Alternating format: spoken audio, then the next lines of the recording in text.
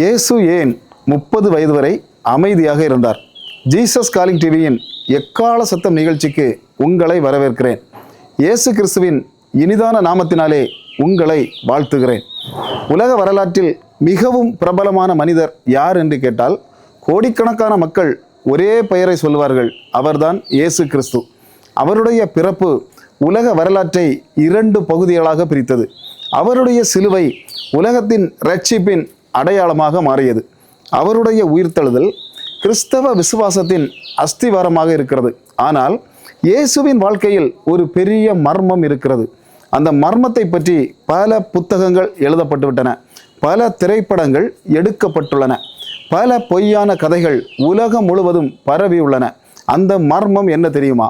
இயேசுவின் முதல் 30 ஆண்டுகள். இயேசு பிறந்தார், 12 வயதில் எருசலேம் ஆலயத்தில் காணப்பட்டார். அதன் பிறகு திடீரென்று 18 ஆண்டுகள் வேதாகமம் அமைதியாகி விடுகிறது. ஏன்? அந்த 18 ஆண்டுகளில் என்ன நடந்தது? இயேசு எங்கே இருந்தார்? இந்தியாவுக்கு போனாரா? திபெத்துக்கு போனாரா? எகிப்தில் இரகசிய கல்வி கற்றாரா? அல்லது வேதாகமம் சொல்லுவது போல நாசரேத்தில் சாதாரண வாழ்க்கை வாழ்ந்தாரா? இந்த கேள்விக்கு இன்று மனிதர்களின் கற்பனைப்படி அல்ல, யூடியூப்பின் படியில் அல்ல, வேதாகமத்தை முதல் நூற்றாண்டு யூதர்களின் வரலாற்றையும் வைத்து பதில் தேடப் போகிறோம். முதலில் வேதாகமம் நமக்கு என்ன தகவல் தருகிறது என்பதனை பார்ப்போம். மத்தேயு மற்றும் லூக்கா சுவிசேஷங்கள் இயேசுவின் பிறப்பை பதிவு செய்கின்றன. தேவதூதன் கபிரியேல் மரியாளிடம் வருகிறார். இயேசு பெத்லெகேமில் பிறந்தார். மேய்ப்பர்கள் வந்தார்கள், ஞானிகள் வந்தார்கள். பின்னர் ஏரோதுவின் காரணமாக யோசேப்பும் மரியாளும் குழந்தையாகிய இயேசுவையும் அழைத்து கொண்டு எகிப்துக்கு போகிறார்கள். ஏரோது இறந்தபின் அவர்கள் மீண்டும் இஸ்ரேலுக்கு திரும்புகிறார்கள். ஆனால் பெத்லெகேமில் குறையேறவில்லை. நாசரேத் என்ற சிறிய ஊருக்கு போகிறார்கள். மத்தேயு 2:23 அவன் நசரேன் எனப்படுவான் என்று தீர்க்க தரிசனங்கள் நிறைவேறும்படி அவர்கள் இப்படி போனார்கள் என்று தெள்ள தெளிவாக சொல்லுகிறது. இப்போது இயேசுவின் வாழ்க்கையில் அடுத்த முக்கிய சம்பவம் லூக்கா 2. இயேசுவுக்கு 12 வயது. இப்போது ஒவ்வொரு ஆண்டும் பாஸ்கா பண்டிகைக்காக குடும்பம் எருசலேமுக்கு செல்லுகிறது. திரும்பி வரும்போது இயேசு காணாமல் போய்விடுகிறார். 3 நாட்கள் தேடிய பிறகு அவர் எங்கே இருக்கிறார் தெரியுமா? ஆலயத்தில் வேத பாரகர்களின் நடுவில் அவர் கேள்விகள் கேட்கிறார், பதில்கள் சொல்லுகிறார். அவருடைய ஞானத்தை பார்த்து எல்லோரும் ஆச்சரியப்படுகிறார்கள். லூக்கா 2:49 இயேசு சொல்கிறார், என் பிதாவுக்கு அடுத்தவைகளில் நான் இருக்க வேண்டியதென்று நீங்கள் அறியீர்களா? இது வேதாகமத்தில் பதிவு செய்யப்பட்ட இயேசுவின் முதல் வார்த்தை. அவருக்கு 12 வயதாகிறது. அவர் ஏற்கனவே தனது பணி என்ன என்பதனை அறிந்தே இருந்தார். ஆனால் இங்கேயே இன்னொரு ஆச்சரியம். இவ்வளவு ஞானமுள்ள இயேசு உடனே ஊழியத்தை தொடங்கவில்லை. உடனே அவர் அற்புதங்கள் செய்யவில்லை. மக்களிடம் அவர் போய் போதிக்கவில்லை. ஏன்? லூக்கா 2:51 அவர்களோட கூட போய் நாசரேத்துக்கு வந்து அவர்களுக்கு கீழ்ப்படிந்திருந்தார். இந்த வசனம் ஒரு ஆழமானது. தேவகுமாரன் தமது பூமிக்குரிய பெற்றோருக்கு கீழ்ப்படிந்து வாழ்ந்தார். இது தேவனுடைய திட்டம். பிறகு லூக்கா 2:52 இயேசுவோ ஞானத்திலும் வளர்ச்சியிலும் தேவனுக்கும் மனுஷருக்கும் பிரியமுள்ளவனானார். இதுதான் கடைசி வசனம். அதற்கு பிறகு 18 ஆண்டுகள் ஒரே ஒரு சம்பவம் கூட பதிவு செய்யப்படவில்லை. ஏன்? வேதாகமம் எழுத மறந்துவிட்டதா? இல்லை, பரிசுத்த ஆவியானவர் வேண்டுமென்றே எழுதவில்லையா? ஏன் தெரியுமா? ஏனெனில் இரட்சிப்புக்கு தேவையானவற்றை மட்டுமே வேதாகமம் பதிவு செய்கிறது, அனைத்து சரித்திரத்தையும் அல்ல. யோவான் 21:25 சொல்லுகிறது, இயேசு செய்த வேற அநேக காரியங்கள் உண்டு. அப்படி யோவான் எழுதுகிறார். அதாவது வேதாகமத்தில் எழுதப்படாத பல சம்பவங்கள் இருந்தன, ஆனால் அவை இரட்சிப்புக்கு தேவையானவை அல்ல. இப்போது ஒரு கேள்வி. அப்படியானால் இந்த 18 ஆண்டுகளில் இயேசு என்ன செய்தார்? இதற்கான முதல் பதிலை மார்க்கு சுவிசேஷம் தருகிறது. மார்க்கு 6:3 இவன் தச்சன் அல்லவா? ஒரு நிமிடம். இயேசு வெறும் தச்சனின் மகன் மட்டுமல்ல, தச்சனாகவும் இருந்தார். அதாவது 30 வயதுக்கு முன் அவர் ஒரு தொழிலை செய்கிறார். இது மிகவும் முக்கியமான தகவல். ஏனெனில் உலகத்தின் இரட்சகர் ஒரு சாதாரண தொழிலாளியாக வாழ்ந்தார். அவர் அரண்மனையில் வளரவில்லை. அவர் அரசராக வளரவில்லை, அவர் சாதாரண மக்களோடு மக்களாக வாழ்ந்தார். ஒரு மரத்துண்டை கையில் பிடித்தவர், பின்னர் சிலுவை மரத்தை சுமந்தார். ஒரு கதவை செய்தவர், பின்னே நானே வாசல் என்று அறிவித்தார். ஆனால் இயேசு ஏன் தச்சு வேலை செய்தார்? யோசேப்பு எங்கே போனார்? ஏன் 30வது வயதில் ஊழியத்தை தொடங்கினார்? மேலும் இயேசு இந்தியா சென்றார் என்ற பிரபலமான கதைக்கு வரலாற்று ஆதாரம் இருக்கிறதா? இந்த கேள்விக்கான வேதாகம வசனங்களுடன் முதல் நூற்றாண்டு யூத வரலாற்றுடனும் ஆழமாக நாம் இப்போது பார்க்க போகிறோம்.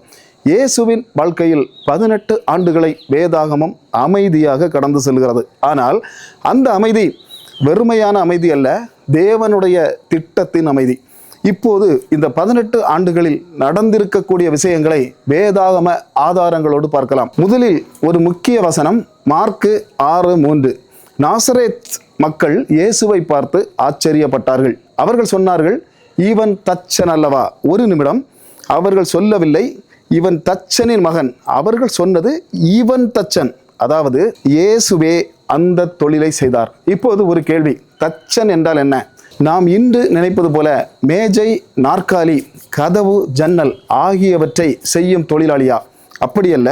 இங்கே பயன்படுத்தப்பட்டிருக்கும் கிரேக்க வார்த்தை டெக்டோன். இந்த வார்த்தைக்கு மரம், கல், வீடு, கதவு, கூரை என்று கட்டிட வேலை செய்யும் கைவிஞர் என்ற பரந்த அர்த்தமும் இருக்கிறது.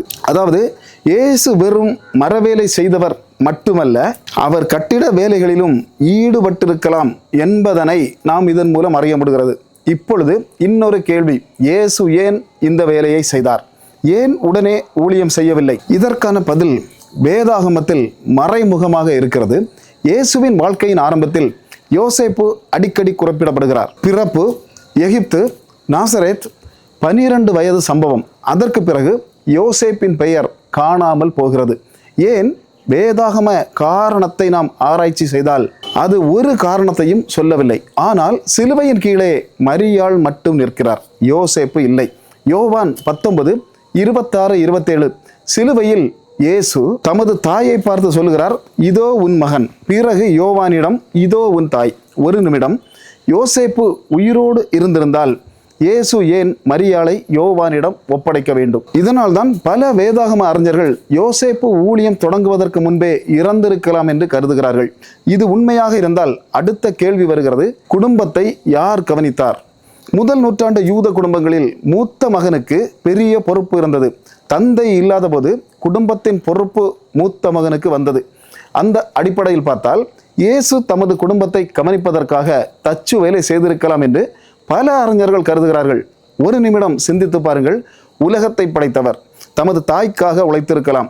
பிரபஞ்சத்தை உருவாக்கிய கரங்கள் மரத்தை வெட்டியிருக்கலாம். நட்சத்திரங்களை உருவாக்கிய விரல்கள் கதவுகளை உருவாக்கி இருக்கலாம். இதுவே இயேசுவின் தாழ்மை.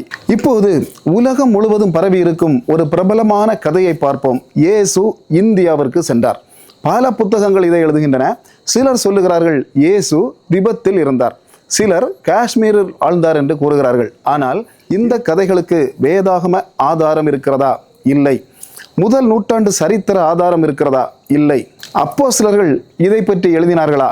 இல்லை. யூத வரலாற்று ஆசிரியர் ஜோசிபாஸ் இதை பதிவு செய்தாரா? இல்லை. ரோம சரித்திர ஆசிரியர்கள் எழுதியிருக்கிறார்களா? இல்லை. அப்படியானால் இந்த கதைகள் எங்கிருந்து வந்தன? 19ஆம் நூற்றாண்டில் சிலர் எழுதிய புத்தகங்களிலிருந்து. குறிப்பாக ரஷ்ய எழுத்தாளர் நிக்கோலஸ் நோட்டவிச் திபெத்தில் இஷா என்ற பெயரில் இயேசுவின் மறைந்த வாழ்க்கை பற்றி கையெழுத்து பிரதியை பார்த்ததாக கூறுகிறார். ஆனால் பின்னர் பல ஆய்வாளர்கள் அந்த கூற்று நம்பகமான ஆதாரமற்றது என்று கண்டறிகின்றனர். வரலாற்று ஆய்வாளர்களும் அதை ஏற்றுக்கொள்ளவில்லை. அதனால் இந்த கருத்து உறுதியான வரலாற்று ஆதாரம் இல்லை. அப்படியானால் வேதாகமம் நமக்கு என்ன சொல்லுகிறது? லூக்கா 2:51. வேதாகமம் மிகவும் எளிமையாக சொல்லுகிறது, அவர் நாசரேத்தில் இருந்தார்.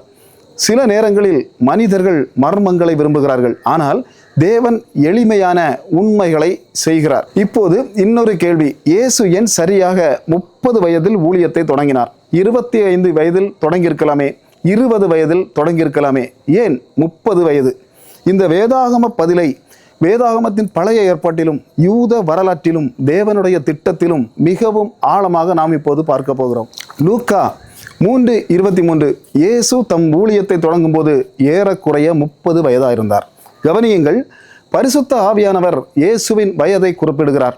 ஏன் அந்த முக்கியமான தகவல் என்பதனால். ஏன் அது முக்கியமான தகவல் என்பதனால். இப்போது பழைய ஏற்பாட்டிற்குள் செல்ல போகிறோம். எண்ணாகமம் 4:2-3 வசனங்கள் சொல்லுகின்றன. லேவியர்கள் தேவாலய பணியை தொடங்க வேண்டுமென்றால் அவர்களுக்கு 30 வயது முதல் தொடங்கலாம் என்று தேவன் கட்டளையிடுகிறார். அதாவது தேவாலய ஊழியத்திற்கு 30 வயது என்பது முதிர்ச்சியின் அடையாளமாக கருதப்பட்டது. இயேசு லேவி கோத்திரத்தை சேர்ந்த ஆசாரியன் அல்ல, ஆனால் பரலோகத்துக்கும் பூலோகத்துக்கும் அவர் பிரதான ஆசாரியன் என்று வேதாகமம் தெள்ளத் தெளிவாக சொல்லுகிறது. அவர் யூதா கோத்திரத்தை சார்ந்தவர். ஆனால் தேவனுடைய திட்டத்தில் 30 வயது என்பது பொதுவாக பொறுப்பை ஏற்கும் ஒரு வயதாக இருந்தது. வேதாகமத்தில் இதற்கு வேறு உதாரணங்களும் இருக்கின்றன. ஆதியாகமம் 41:46 யோசேப்பு எகிப்தின் பிரதான அதிகாரியாக தேர்ந்தெடுக்கப்பட்ட போது அவருக்கு வயது 30. 2 சாமுவேல் 5:4 தாவீது ராஜாவாக ஆட்சி செய்ய ஆரம்பித்த போது அவருக்கு வயது 30. இப்போது கவனியுங்கள், யோசேப்பு 30 வயதில், தாவீது 30 வயதில், இயேசு 30 வயதில். இது ஒரு சாதாரண சம்பவம் அல்ல. தேவனுடைய காலம் ஒருபோதும் மாறி போகாது. இப்போது இன்னொரு முக்கியமான உண்மையை பாருங்கள். கலாத்தியர் 4:4 காலம் நிறைவேறின போது தேவன் தம்முடைய குமாரனை அனுப்பினார். இந்த வசனம் இயேசுவின் பிறப்பை பற்றி பேசுகிறது. ஆனால் அதே கொள்கை அவருடைய ஊழியத்திற்கும் பொருந்துகிறது. தேவனுக்கு ஒரு நேரம் உண்டு.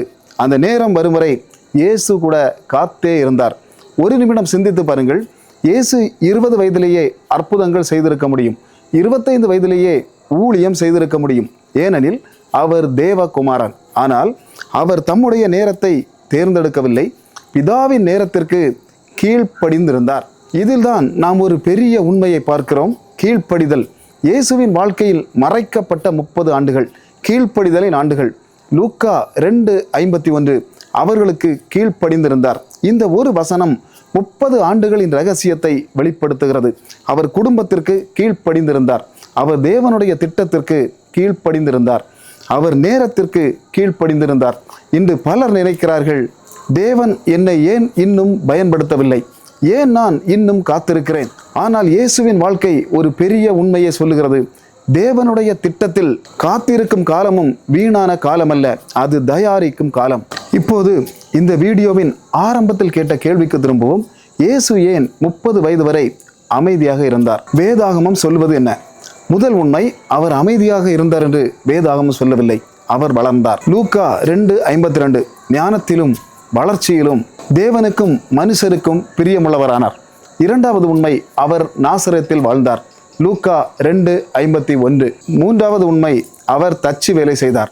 மார்க்கு 6:3 இதை சொல்லுகிறது. நான்காவது உண்மை, அவர் குடும்ப பொறுப்பை ஏற்றிருக்கலாம் என்று பல வேதாகம அறிஞர்கள் கருதுகிறார்கள். யோசேப்பு பின்னர் குறிப்பிடப்படாததும் சிலுவையில் மரியாளை யோவானிடம் ஒப்படைத்ததும் இதற்கு மறைமுக ஆதாரங்களாக கருதப்படுகின்றன. ஐந்தாவது உண்மை, அவர் பிதாவின் நேரம் வரும் வரை காத்திருந்தார். லூக்கா 3:23. ஆறாவது உண்மை, இயேசு இந்தியா சென்றார், திபத்தில் இருந்தார், இரகசிய கல்வி கற்றார் என்ற கருத்துக்களுக்கு வேதாகம ஆதாரமும் உறுதியான முதல் நூற்றாண்டு வரலாற்று ஆதாரமும் இல்லை. அப்படியானால் இந்த வீடியோவின் இறுதி முடிவு என்ன? வேதாகமத்தின் அடிப்படையில் மிகவும் சரியான பதில் இதுதான். இயேசு 30 வயது வரை மறைந்து வாழவில்லை. தேவனுடைய திட்டப்படி வளர்ந்தார். நாசரேத்தில் வாழ்ந்தார். தச்சு வேலை செய்தார். குடும்ப வாழ்க்கையில் இருந்தார். பிதா நியமித்த நேரம் வரும் வரை அவர் காத்திருந்தார். இதுதான் வேதாகமம் உறுதியாக சொல்லும் உண்மை. வேதாகமம் மௌனமாக இருக்கும் இடத்தில் நாம் கற்பனையால் நிரப்பக்கூடாது. வேதாகமம் பேசும் இடத்தில் உறுதியாக நாம் நிற்க வேண்டும். ஆனால் இந்த 30 ஆண்டுகளை விட இன்னும் பெரிய ஒரு மர்மம் இருக்கிறது. இயேசு தமது முதல் அற்புதத்தை ஏன் கானா ஊரில் செய்தார்? ஏன் தண்ணீரை முதலில் திராட்சரசமாக மாற்றினார்? இந்த அற்புதத்திற்கு பின்னால் மறைந்திருக்கும் தீர்க்க தரிசன அர்த்தம் என்ன? அதை அடுத்த வீடியோவில் வேதாகம ஆதாரங்களுடன் ஆழமாக நாம் பார்க்க போகிறோம். இறுதியாக 30 ஆண்டுகள் அமைதியாக காத்திருந்த இயேசு 3.5 ஆண்டுகளில் உலக வரலாற்றையே மாற்றிவிட்டார். இன்று அவர் பரலோகத்தில் மகிமையோடு இருக்கிறார். மீண்டும் வருவதாக வாக்குத்தத்தம் கொடுத்திருக்கிறார். வெளிப்படுத்தின விசேஷம் 22:12 இதோ நான் சீக்கிரம் வருகிறேன் என்று சொல்லுகிறார். இயேசு பிறந்த போதும் இயேசு பிறக்க போகிறார் என்று ஒரு தூதன் தான் சொன்னான். அதை போல இயேசு பிறந்தார். ஆனால் இயேசு பரமேறி போன போது 2 தூதர்கள் சொன்னார்கள், அவர் சீக்கிரத்தில் வரப்போகிறார். அதுபோல இயேசு மீண்டும் திரும்ப வருவார். கர்த்தாதி கர்த்தாவும் ராஜாதி ராஜாவும் மகாதேவனுமாகிய மாரநாதா இயேசுவே சீக்கிரம் வாரும். ஆமேன், ஆமேன்.